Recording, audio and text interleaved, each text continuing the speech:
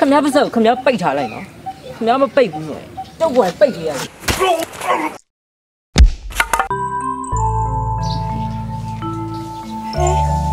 အသေးပုံလို့ဆိုလေဖတ်လိုက်တာမိသားငါ့ကိုပေးရဟုတ်တယ်ငါအသေးနဲ့ကိုပေးလိုက်တာယူလိုက်ငါနဲ့ချစ်လို့ပေးရတယ်ဟောဒီတလောကလုံးမှာငါနဲ့ကိုအချစ်ဆုံးဟာ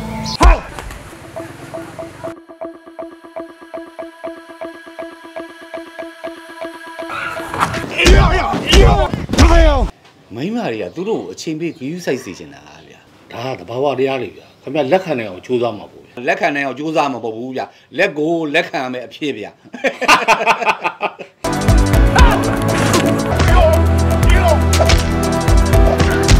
ကိုယ်သဘောအတိုင်းမဖြစ်ဘူးသူ့သဘောအတိုင်းဖြစ်နေတာကွာအနတ္တလို့ခေါ်